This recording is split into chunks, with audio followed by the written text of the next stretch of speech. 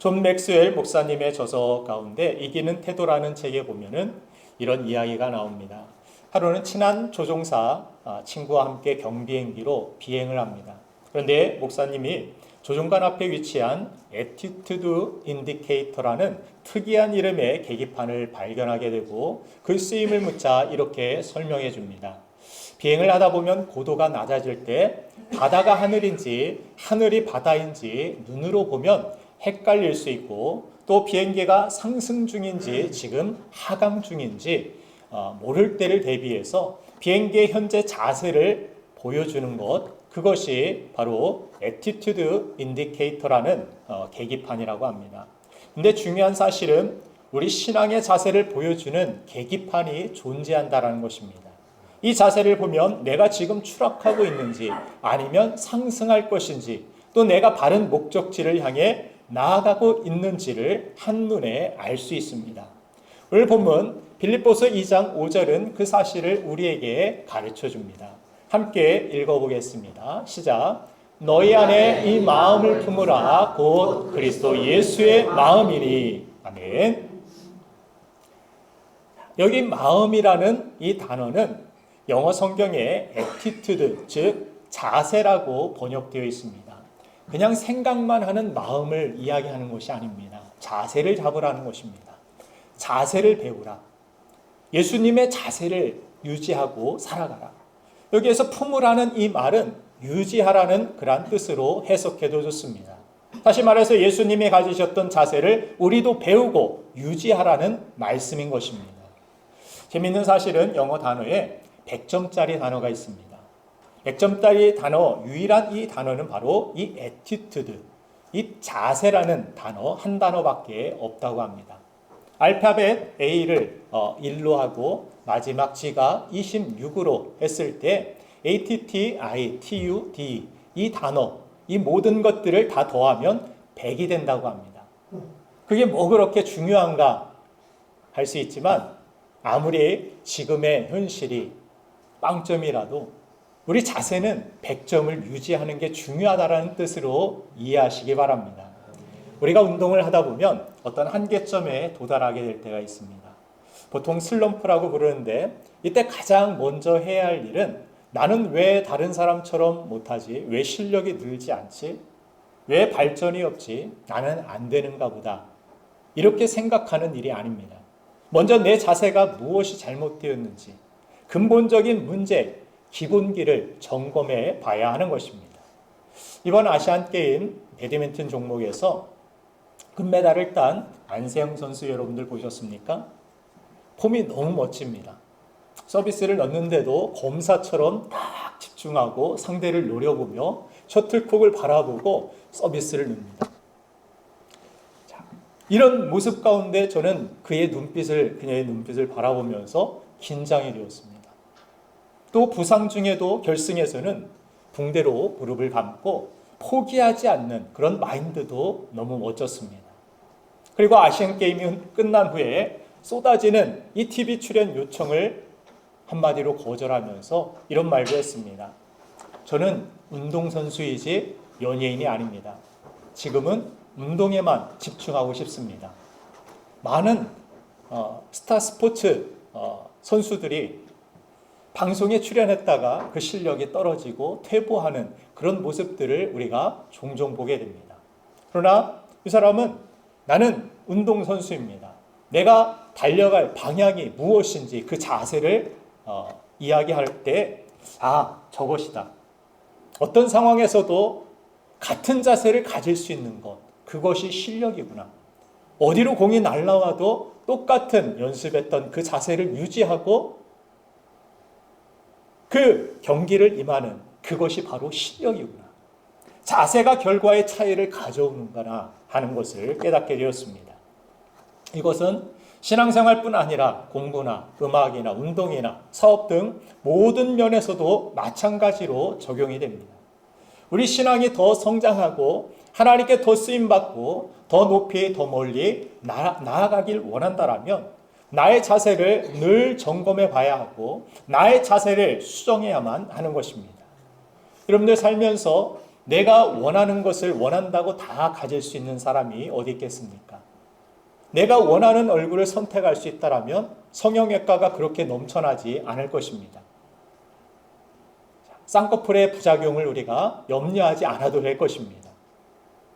우리의 키도 원한다고 한자나 더 크게 할 수가 없습니다.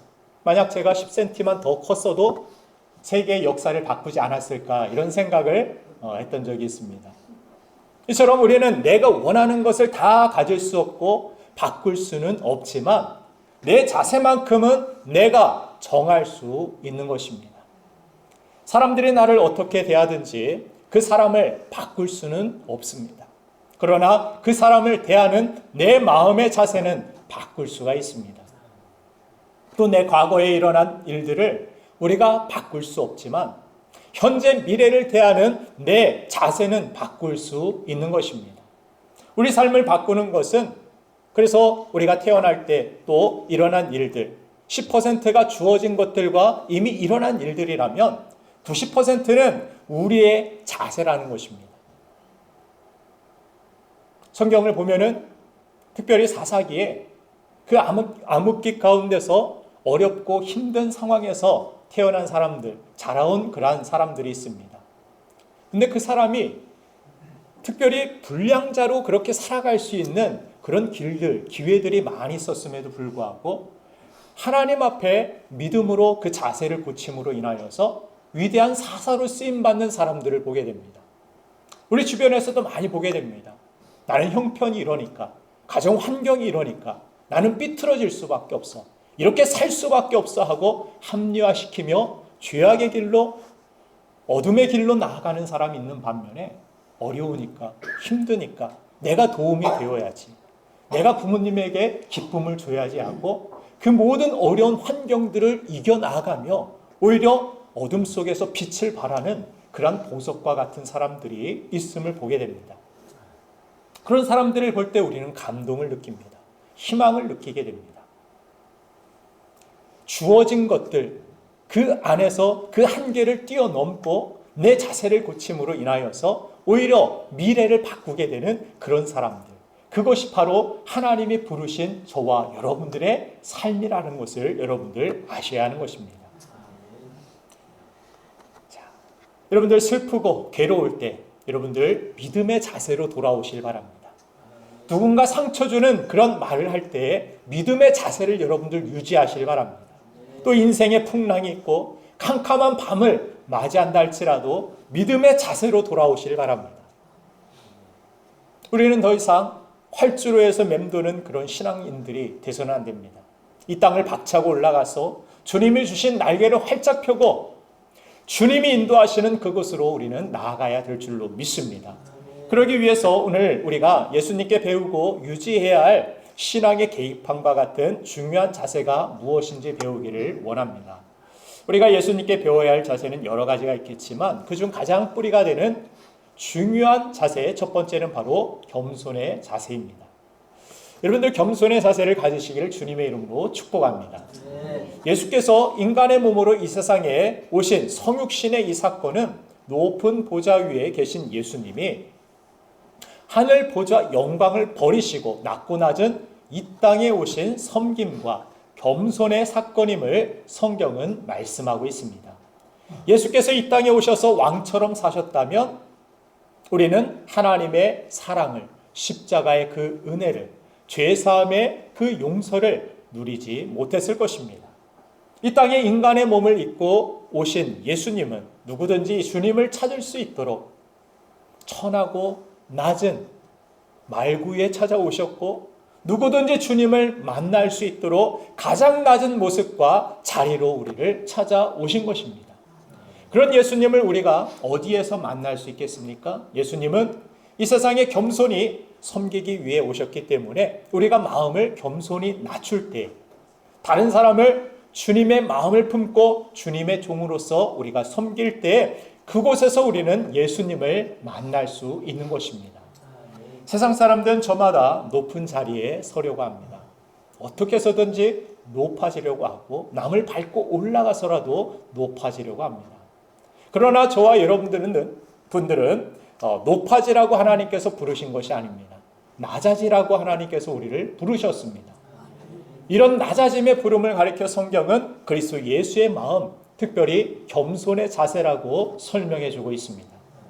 여러분들 어떤 교회가 좋은 교회 같습니까? 주차장이 넓고 에어컨과 난방 시설이 잘 되고 스포츠 시설이 있고 여러 가지 취미 생활을 마음대로 할 수 있는 교회, 그것도 좋겠지만 어떤 교회가 진정한 성경이 이야기하는 좋은 교회냐면 바로 겸손한 예수님의 마음을 품고 섬기는 성도들이 많은 교회, 그것이 진짜 교회, 좋은 교회라고 성경은 가르쳐 줍니다. 예수님의 겸손하신 섬김이 하나님과 나를 화목하게 만들고 하나 되게 만들었듯이 공동체를 하나 되게 하고 성장하게 하는 것은 그 안에 겸손히 조용히 섬기는 사람들이 있기 때문인 것입니다. 빌립보서 2장 3절과 4절 말씀을 한번 읽어보겠습니다. 같이 읽겠습니다. 시작. 아무 일에든지 오직 겸손한 마음으로 각각 자기보다 남을 낮게 여기고 각각 자기 일을 돌보며 또한 각각 다른 사람들의 배려와 나의 기쁨을 충만하게 하라. 아멘. 여러분들 옆에는, 여러분들 주변에는 나보다 나은 사람들이 앉아 계신 거 아십니까? 진짜입니까? 그 사람 나보다 형편도 못하고 직업도 못하고 사는 것도 못한 것 같은데, 믿음 생활도 나보다 못하는 것 같은데, 이런 마음은 바로 성경은 높은 마음이라고 이야기합니다. 높은 마음에는 은혜가 없습니다. 낮아진 마음 가운데 하나님은 그 은혜를 흘려 보내신다라는 것을 성경은 말씀합니다. 그래서 빌립보서 2장 3절에서는 아무 일에든지 다툼이나 허영으로, 다툼과 허영이 왜 일어나느냐 성경은 이야기합니다. 거기에는 높은 마음이 있기 때문이다. 거기에는 분열이 있고 하나됨이 없다. 높아진 마음에는 없기 때문에 낮아진 마음을 가질 때, 낮아진 마음을 가진 성도들이 들어가게 될 때 분열이 있는 곳에 하나됨이 있고 그곳에 평화가 임하고 하나님의 은혜가 임한다라고 성경은 말씀합니다. 그래서 다른 사람을 자기보다 낮게 여겨라.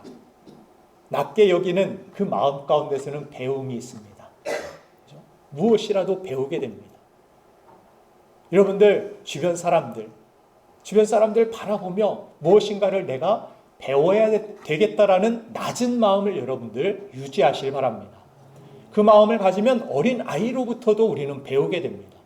개미로부터도 성경은 우리가 배워야 된다라고 말씀하지 않습니까? 개미에게 가서 배워라. 무엇이든지 낮은 마음 있는 사람은 배우게 되고 배움 있는 사람은 성장하게 됩니다. 성숙하게 됩니다. 그러나 이 낮아진 마음이 없이 나는 이제 다 된 마음, 다 된 것처럼, 다 이룬 것처럼 생각할 때 그 높은 마음에는 하나님의 은혜가 없고 그 높아진 마음끼리 충돌하게 되면 싸움이 일어나고 다툼이 일어나게 된다라고 성경은 말씀하고 있는 것입니다. 그래서 겸손한 마음은 축복이며 이 마음을 품으라고 성경은 우리에게 명령하는 것입니다. 가정에서도 남편과 아내가 서로 부족한, 나는 50%짜리야, 반쪽짜리야, 나랑 같이 살아줘서 고마워하면서 50%의 그 사람들이 서로 존중해주며 서로 돕고자 하는 그러한 마음을 품을 때 50%가 만나서 합쳐져서 100% 가정의 행복을 이루어 나아갈 수 있는 것입니다. 그래서 겸손한 마음을 갖는 것은 신앙생활뿐 아니라 결혼생활, 우리 직장생활, 우리 사람의 인간관계 모든 면에서 중요한 것입니다. 그리고 무엇보다 하나님 앞에서 나를 낮추는 이 겸손은 결국 순종으로 이어지게 됩니다. 순종은 누가 하는 것입니까? 내 뜻을 버리고 하나님의 뜻이 100% 아니 200%, 1000% 아니 그 이상 옳습니다. 내 생각은 틀릴 수 있습니다. 이런 겸손한 자세를 가진 사람들이 순종하게 됩니다. 내 생각이 가득한 사람은 결코 순종하지 못합니다. 내 계획과 내 판단이 머릿속에 가득한 사람은 순종하지 못합니다. 마음이 낮아지고 겸손해져야 하나님 말씀대로 살아가고 순종할 수 있는 것입니다. 성경은 불순종으로 인하여서 죄가 들어왔고 불순종으로 인하여서 마귀가 역사한다라고 성경은 말씀합니다. 그래서 인류를 깨트리기 위하여서 아담과 하와에게 찾아가서 마귀가 한 일은 무엇입니까? 불순종하게 만드는 일이었습니다. 생각해봐. 너희는 하나님과 같이 될 수도 있어. 그럴 것 같이 그럴싸하게 들리게 만들고 결국에 무엇으로 치닫게 만듭니까? 말씀을 버리고 불순종으로 나아가게 만듭니다. 한 사람의 불순종으로 인하여 죄가 들어왔고 사망이 들어왔다라고 성경은 말씀합니다. 우리가 불순종하면 할수록 우리 삶 가운데는 죄가 들어오고 마귀가 역사하게 되는 것입니다. 여러분들 그 공간을 좁혀 나아가시길 바랍니다. 마귀가 여러분들의 가정에, 여러분들의 인생에, 여러분들의 미래에 역사하지 못하도록 우리는 이 겸손한 자세를 가지고 하나님 앞에 순종의 종으로, 순종의 사람으로 하나님의 뜻을 이루는 거룩한 쓰임받는 인생을 살아가야 될 줄로 믿습니다. 그래서 하나님 앞에 나를 낮추는 이 겸손이 결국 순종으로 이어지게 되고 순종하는 사람은 복을 받게 된다. 성경은 이것을 분명하게 명료하게 설명해 줍니다. 오늘 본문도 예수님께서 겸손의 자세로 하나님의 뜻에 순종하셨고 그랬더니 하나님께서 높여주시고 뛰어나게 하시고 굴복하게 하시고 시인하여 모든 무릎이 주님 앞에 무릎을 꿇고 영광을 돌리게 하셨다라고 성경은 말씀하고 있습니다. 오늘 본문 빌립보서 2장 8절부터 11절까지의 말씀이 그 내용인데 우리 확인하는 의미에서 같이 한번 천천히 읽어보겠습니다. 시작. 사람의 모양으로 나타나사 자기를 낮추시고 죽기까지 복종하셨으니 또 십자가에 죽으심이라. 이러므로 하나님이 그를 지극히 높여 모든 이름 위에 뛰어난 이름을 주사 하늘에 있는 자들과 땅에 있는 자들과 땅 아래에 있는 자들로 모든 무릎을 예수의 이름에 꿇게 하시고 모든 입으로 예수 그리스도를 주라 시인하여 하나님 아버지께 영광을 돌리게 하셨느니라. 아멘. 예수님의 이 겸손의 자세로부터 시작된 이어진 이 순종이, 복종이 바로 하나님께 영광을 돌리는 일이 되었고 또한 모든 대적이, 모든 사람이 무릎을 꿇게 되는 승리를 가져오게 되었고 하나님의 영광과 하나님의 은혜가 나타나는 그러한 축복이 되었음을 성경은 우리에게 가르쳐 주는 것입니다. 여러분들 그래서 겸손의 자세를 갖는 것이 축복임을 믿으시길 바랍니다. 믿음이란 그래서 어떤 일을 우리가 내가 원하는 바대로 일어나게 하거나 또 못 일어나게 하거나 하는 어떤 컨트롤하는 신비한 능력이 아닙니다. 우리가 어떤 일어난 일들에 대하여서 또 이미 일어난 일들에 대하여서도 그것에 반응하는 나의 자세, 그것이 믿음입니다.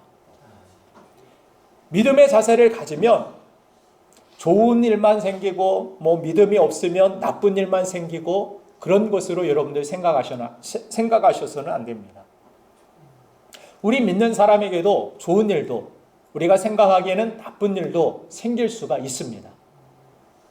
그러면 뭐하러 우리가 믿느냐 이렇게 생각하는 사람들도 있으실 텐데 잘 들으시길 바랍니다.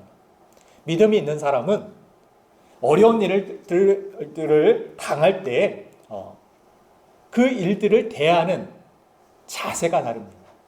믿음 있는 사람은 믿음으로 이겨내게 되는 것이고 또 믿음으로 그것을 감당하게 되는 것이고 마침내는 승리하는 은혜도 얻게 되는 것입니다. 일어난 일들을 가지고 하나님께 어떤 자세로 내가 반응하느냐의 그 차이로 인해서 최종 결과가 합력하여 선이 되고 유익이 되고 복이 되는 것, 이것이 믿음의 축복, 자세의 축복인 것입니다. 그래서 믿음이 있으면 믿음이 있는데 왜 나에게 이런 안 좋은 일이 생겼습니까? 고민할 필요 없습니다. 자세를 가지면 됩니다. 그 일들이 이미 일어났다라면 내 자세를 점검하고 고치면 됩니다. 그러면 그 안 좋았던 일들이 나의 삶 가운데 합력해서 선을 이루어 주시고 복이 되게 하시고 영광과 승리가 되게 하여 주시는 줄로 믿습니다. 십자가로 인하여서 제자들은 다 끝났다라고 생각하지 않았습니까? 실패라고 생각했습니다. 예수님은 실패하셨다. 우리도 지금까지 헛고생한 것 같다. 우리의 믿음은 다 헛된 것 같다. 예수님의 죽으심으로 인하여서 제자들은 그렇게 생각하고 다시 일터로 돌아가 버렸습니다. 그러나 그것이 예수님의 끝이었습니까? 그렇지 않습니다. 부활하신 주님께서 그들을 찾아오셨고, 얘들아, 너의 실패가 끝이 아니야. 네가 아무리 실패를 가졌어도 사랑의 그 자세를 가지고 있다라면, 자세를 너희가 바로 할 수 있다라면, 부활의 증거가 되시는 그 주님을 우리가 신뢰하고 믿음으로 살아갈 수 있다라면 우리의 인생은 이전과는 다른 놀라운 하나님의 영광과 승리를 맛보게 될 것을 주님은 가르쳐 주신 것입니다. 사랑하는 여러분들, 하나님은 우리가 하나님을 대하는 자세를 참으로 중요하게 여기심을 기억하시길 바랍니다.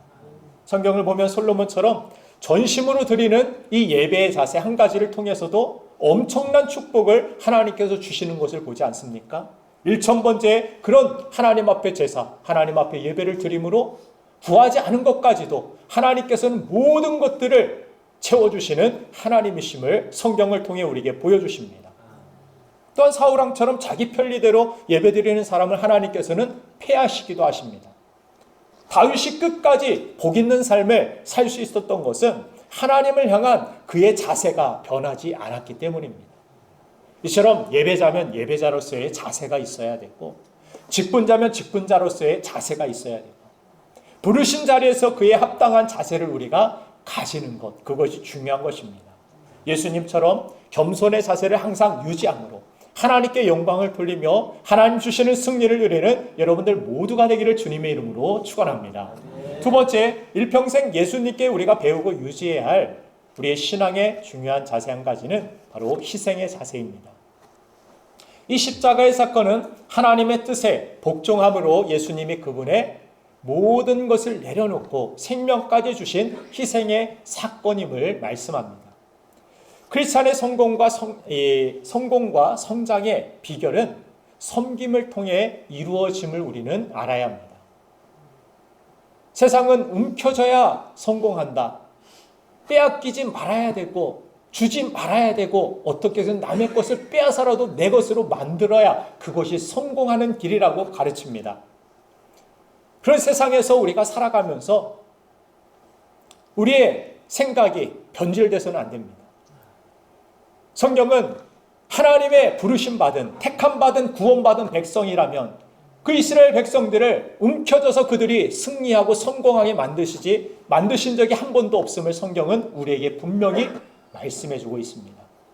그들의 승리와 성공은 그들이 가진 무기나 그들이 가진 말의 양이나 그들이 가진 전략이나 지혜가 아니었습니다. 하나님 백성들의 승리는 정말 이스라엘 백성들 세상이 보기에는 미련해 보이고 준비도 안 돼 있는 것 같고 정말 연약해 보이고 누가 쳐들어와도 다 차지할 것 같은 그런 백성들이 아니었습니까? 그러나 그 이방 백성들이 무서워했던 것은 무엇입니까? 바로 그들이 믿는 하나님이었습니다.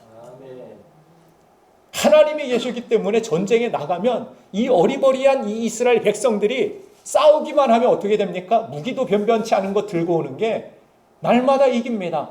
날마다 놀라운 승리를 거두게 됩니다. 그래서 그들은 이스라엘 백성들에 대한 두려움을 갖습니다. 저들 가진 것 가지고 평가해서는 안 돼. 저들이 가지고 있는 것 연약하다고 해서 저들 무시해서는 안 돼. 저들을 함부로 해서는 안 돼. 저들은 믿는 하나님이 함께 하시기 때문에 함부로 할 수 없는 사람들이야. 저와 여러분들은 그렇게 부름을 받은 사람들입니다. 그렇게 부름을 받았는데 하나님이 우리의 힘이고 하나님이 우리의 능력이고 하나님이 우리의 권세고 권능인데 우리 세상에 살면서 또 세상 것을 보면서 저렇게 사는 것이 더 낫지 않겠는가 이런 생각을 갖게 될 때가 많이 있습니다. 그 생각을 갖게 되는 것이 참 위험한 일이고 이것이 세속화라고 그렇게 이야기하는 것입니다. 세속화 뭐예요? 세상의 성공의 어떤 생각들, 가치관들 이것을 받아들이는 것. 그래서 하나님이 나의 승리, 하나님의 영광, 이것은 불확실한 것 같다. 하나님이 안 도와주시면 어떡하지? 확실한 무엇인가를 내가 쥐고 있어야 되지 않겠는가? 세상 사람들은 돈이 실력이고 능력이고 돈이 힘이 아닌가? 그러니까 우리는 신앙이나 뭐 하나님이나 우리의 기도나 이것보다 우리는 어떻게 해서든지 돈을 많이 벌어야 된다. 어떻게 해서 세상에서 출세해야 된다. 이것 없으면 우리는 힘들어진다. 어려워진다. 이런 생각을 갖습니다. 그러면서 하나님을 등에 지고 등 뒤로 하고 세상으로 달려가기 시작합니다. 이스라엘 백성들이 똑같은 일을 반복하지 않았습니까? 하나님이 놀라운 은혜와 승리를 주셨는데 그 노예였던 사람들에게 자신들이 농사를 짓고 자신들이 살아갈 수 있는 터전을, 가나안 땅을 하나님께서 허락하여 주셨는데 그들은 어떤 생각을 갖습니까? 살다 보니까 주변의 이방 사람들이 이상하게 살아가는 그런 모습을 봅니다. 그들의 도움을 받기 위해서는 그들과 화목해야 되고 친밀해져야 되고 교제해야 되고, 그리고 그들과 함께하기 위하여서 우상의 신전 앞에까지 찾아가게 됩니다. 그곳에서 방탕하고 음란한 그런 행동을 하면서 결국 그들의 신앙을 잃어버리게 됩니다. 그것은 이방 민족들이 가장 원했던 일이었습니다. 마귀가 가장 원했던 일이었습니다. 신앙을 빼앗아버리는 것. 그러면 그들은 아무것도 아닌 존재이기 때문에 언제든지 그들을 노력할 수 있고 그들의 땅을 차지할 수 있고, 그래서 계속된 포로로 끌려가고 또 회개하고 돌아와서 하나님 믿다가 또 세상을 바라보다가 세상 방법대로 방식대로 세상의 것을 추구하다가 또 끌려가고 또 빼앗기고, 이것을 반복하는 것이 구약의 역사 아닙니까? 우린 그렇게 반복되는 실패를 경험해서는 안 될 줄로 믿습니다. 한 번밖에 없는 인생, 그렇게 실패만 하다가 실패만 반복하다가 활주로만 맴돌다가 우리의 인생을 끝마쳐서는 안 됩니다. 주님이 주시는 날개를 가지고 우리는 날아올라야 됩니다. 독수리 날개층같이 올라갈지라도 피곤치 않고 곤비치 않는 하나님의 힘과 능력을 의지하는 삶을 살아야 합니다. 마태복음 10장 43절에서 그래서 예수님께서는 너희 중에 누구든지 크고자 하는 자는 너희를 섬기는 자가 되라, 그렇게 말씀하셨습니다. 섬김이 곧 성장이라는 것을 마태복음 10장 43절에서 우리에게 말씀하여 주신 것입니다. 그런 의미에서 저는 학생들에게 종종 그렇게 이야기합니다. 장학금 받는 사람 부러워하지 마라. 장학금 주는 사람 부러워해라. 그렇게 섬기는 마인드를 갖게 되면 장학금을 주는 사람의 위치에까지 성장할 수 있기 때문입니다. 세상은 네 밥그릇부터 챙기라고 가르치지만 성경은 오병이의 기적의 시작이 되었던 소년의 헌신처럼 섬길 때 더 풍요로워지는, 주라 그리하면 주시는 하나님의 은혜와 축복과 공급하심을 경험할 수 있음을 가르쳐 주시는 것입니다. 요셉은 처음부터 그의 목표가 총리가 아니었습니다. 요셉은 높은 곳을 올라가려고 하지 않았습니다. 요셉은 그저 주어진 환경에서 내가 최선을 다해 하나님이 기뻐하시는 뜻을 위하여 섬기고자 했습니다. 노예나 죄수하면 섬김이라는 그런 단어와는 어울리지 않습니다. 노예가 누굴 섬깁니까? 나 먹고 살기도 어려운데. 죄수가 누굴 섬깁니까? 꼼짝도 못하는 상황에서. 죄수, 노예, 섬김이라는 이 단어는 어울리지 않는 것 같습니다. 그런데 요셉은 노예의 입장이든 죄수의 입장이든 그 상황과 입장에서 자신이 최대한 섬길 방법을 찾았고 그는 다른 사람을 섬기며 살았습니다. 그런 그의 섬김이 그가 가장 높은 길로 나아가는 디딤돌이 되었다라는 사실을 그때는 몰랐지만, 나도 힘든데 왜 내가 누굴 섬겨야 돼? 이해될 수 없었지만 그럼에도 불구하고 하나님이 기뻐하시는 뜻을 위하여 섬기며 나아갔을 때 그 모든 것들이 그가 가장 높은 곳으로 올라갈 수 있는 지름길이 되었다라는 사실을 성경은 우리에게 보여주는 것입니다. 그리고 결국 이집트의 총리가 되어 그는 이스라엘의 위기의 때 그들을 구원해 내게 됩니다. 다윗도 마찬가지입니다. 집안에서 다른 형제들보다 더 많이 양치는 일들을 했음을 성경은 기록하고 있습니다. 그리고 그 모습을 하나님께서 유심히 지켜보셨다라고 성경은 기록합니다. 여러분들이 주변에서, 가정에서 그래요. 왜 나만, 엄마는 나만 더 많이 일을 시키고 뭐 하라고 심부름 시키고 그래.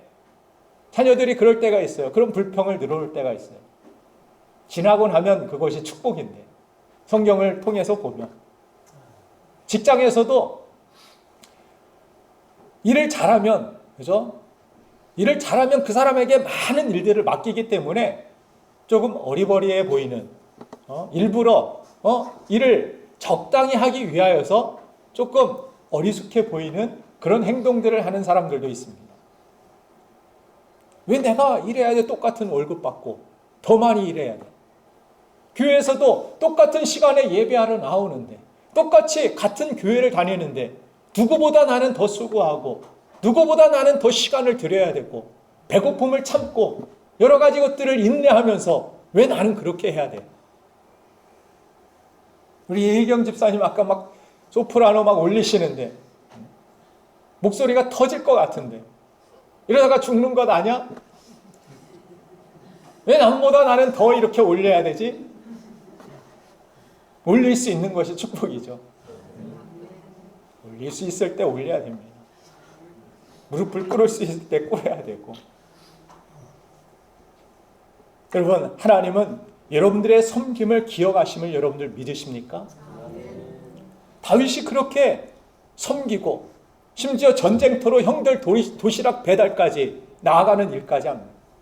그러나 그곳에서 골리앗을 만나게 되었고 하나님 앞에 영광을 돌릴 수 있는 기회를 얻게 됩니다.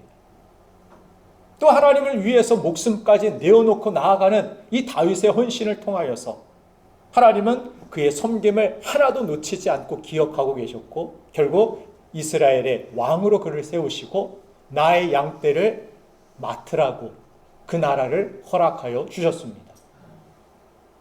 하나님께서 기억하시는 사람은 이 땅에서 사람들에게 영광을 다 받는 것이 아닙니다. 사람들이 인정해 주지 않아도 여러분들 서운해하지 마시길 바랍니다.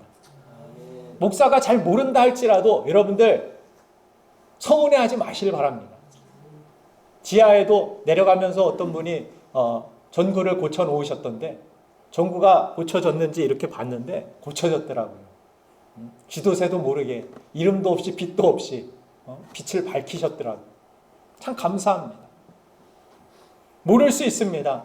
지나칠 수 있습니다. 그러나 우리 교회가 유지되는 것도 마찬가지입니다. 여러분들의 헌신, 여러분들의 헌금, 여러분들의 모든 숨겨진 그 자리에서 각자의 헌신, 우리 몸이 유지되는 것도 우리 혈관이, 우리 심장이, 우리 간이, 콩팥이, 허파가 다 자신이 해야 될 그런 일들에 대하여서 헌신하고 있기 때문에 유지가 되는 것입니다. 좋은 나라도 마찬가지입니다. 좋은 나라가 되기 위해서 조건이 무엇입니까? 나라를 위해 희생한 사람들을 기억해주는 나라가 좋은 나라라고 생각합니다. 선진국이라는 나라들을 보면은 나라를 위해 희생한 사람들을 제대로 대해주는, 우대해주는 그런 모습을 봅니다. 독립을 위해 희생한 그런 분들뿐만이 아니라 우리나라도 북한의 남침으로 인해서 대한민국을 지키기 위해 희생한 그 군인들과 미군들 얼마나 많이 죽었습니까? 이 땅에 와서. 연합군 희생자들은 또 얼마나 많이 있습니까? 그리고 최근에 있었던 연평해전이나 천하바위 희생자들, 이 사람들을 기억해주고 유가족들을 잘 대해줘야 된다라고 저는 믿습니다. 어떤 정치적 목적으로 사고 희생자들만 그들보다 더 기억해주는 이런 나라는 뭐가 잘못된 것입니다. 그들도 안타까운 죽음이지만 더더욱 우리가 기억하고 더더욱 우리가 잘해줘야 되는 것은 나라를 위해서 목숨을 걸고 싸우다가 우리의 생명을 지키기 위해서 희생한 사람들, 그 사람들을 기억하는 나라가 좋은 나라입니다. 선진국들은 여기에 아주 잘 이것이 갖춰져 있는 모습을 보게 됩니다. 그런 의미에서 요즘 우리 군인들 월급 올려주는 거 좋은 일이라고 생각을 합니다. 하는 일도 없는데 요즘 군대가 군대야 하면서 왜 월급만 올려서 그렇게 불평하시는 분들도 많이 계시는데 월급 올려주는 것도 잘하는 일입니다. 할 수만 있다라면. 제가 병장일 때 13,300원인가 저는 받았습니다. 13,300원 가지고 뭘 먹을 수 있습니까? 축구 경기 몇 번 하고 뭐 내기 축구 이렇게 하고 뭐예요?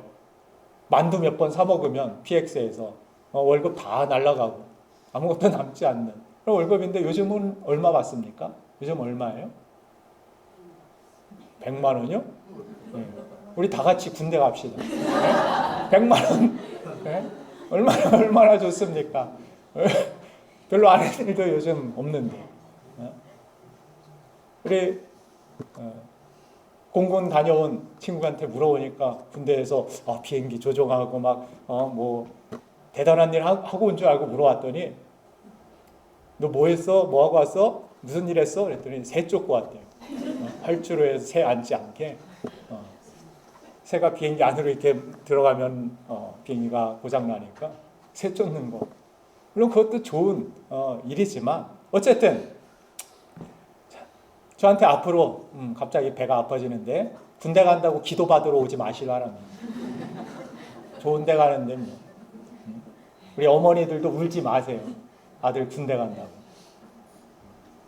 아무튼 좋은 나라는 나라를 위해서 희생한 사람을 높여주는, 기억해주는 그러한 나라입니다. 미국이 다 좋은 건 아니지만 본받을 만한 그런 정신들이 많이 있습니다. 대표적으로 자식에게 재산을 물려주지 않고 사회나 단체에게 도네이션하는 그런 기부 문화가 있고 또 약자 우선의 그런 문화들, 또 먼저 인사하고 감사의 인사를 하루에도 수십 번 그들은 땡큐라는 그런 단어를 수백 번 이상씩 만나는 사람에게 사용합니다. 그렇게 표현하는 그런 문화들, 그리고 군인을 귀하게 대하는 그런 문화를 들 수 있습니다. 이 사람들은 비행기를 타기 전에 스튜어디스가 와서 이 중에 군인이나 군인들 가족이 있습니까? 그분들이 있으면 앞으로 오십시오 하고 그렇게 이야기합니다.